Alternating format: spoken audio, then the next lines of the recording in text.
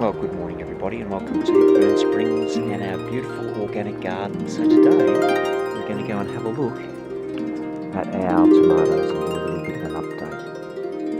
So they were planted up there around about 6 weeks ago and they're all heritage seeds. So let's go and have a look. Alright, so let me just get here we go, the settings right here. That'll do us for the moment. Alright, so we've got a row of 6 tomatoes here. Now all of the tomatoes planted up in this top patch here, which is probably around about 4 by 8 metres or thereabouts. It gives us a lot of veggies per year, but we've got 3 rows of these heritage tomatoes. These non-hybrids at the very front. Now at the front here we've got a new variety that we've never grown before. Let me just get this right. I'm having troubles with the exposure. There we go. Alright, so these are Urbana. We've never had these before. Now these were only planted, as I said, about 5 to 6 weeks ago, and they are just doing so well, really well. Now we've already started to get some fruit there, and we were told that these, see, we didn't grow these from seed, we got these as seedlings. We were told that these were huge producers and were tasty. So we'll give you an update as we go. I'm really keen to see how these grow, how they taste, how prolific they actually are. Now, so there's those 2 at the front. Now these 6 at the back are mortgage lifters.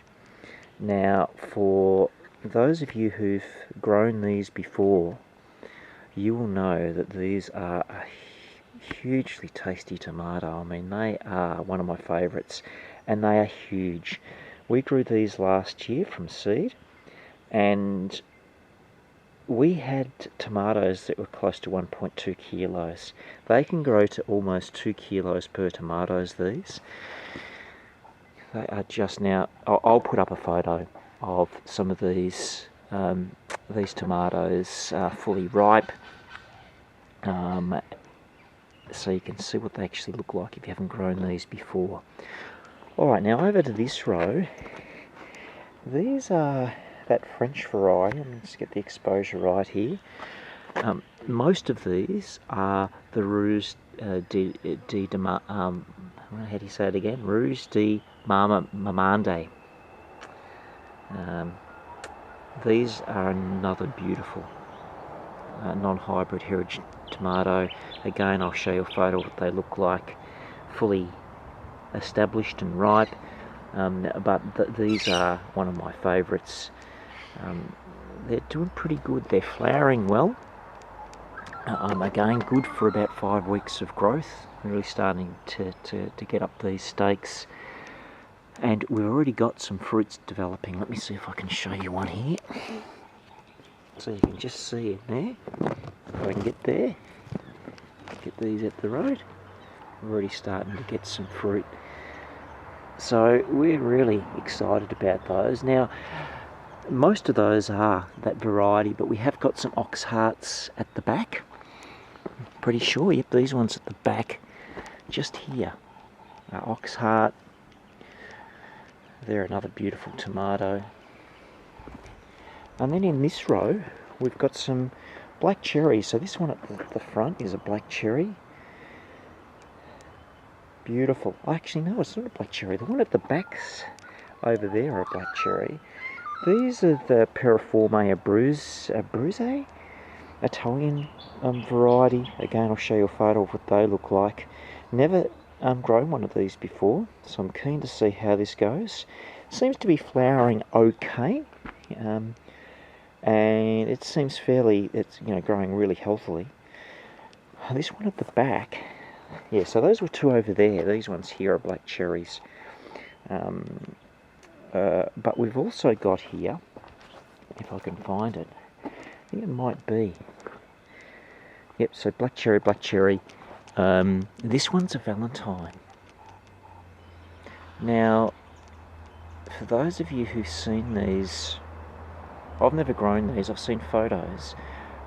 They grow in huge big trusses of, I don't know, they look like about golf ball size tomatoes. They're almost heart-shaped. Now, I'm a bit disappointed because, I don't know if you can see it there, I think you can. See that truss there? Almost all of the flowers have been knocked or eaten off. And that's a bit disappointing. That's happened with a lot of them. So if somebody knows what that's all about, please put something in the comments. But that's just a little bit disappointing. This has not happened with any of the other flowers on any of the other plants here, so I'm keen to know what's caused that. Alright, so that's a bit of an update of where things are at 6 weeks. I mean, you can see these are looking, let's come over this one, just so healthy. There's been no indication of disease thus far. I mean, look, we've just had 2 inches of rain in the last 2 weeks. I don't want too much more. I don't want it to be too much more wet over the coming weeks, because this happened for us last year, and we ended up having issues with black spot. You can see here with, look at the size of the leaves on these mortgage lifters. They're just looking so healthy, flowering well. Now, one of the jobs that I do have to do in the next probably day or two, you can see here that I've still got a fair bit of foliage right down near that soil. Well, that's going to come off. Alright, so I'm going to get the secateurs out and take all of that off down the bottom. Now, I've been doing that over the last number of years with these tomatoes, just to ward off any chance of disease. Particularly if we're getting a bit of rain.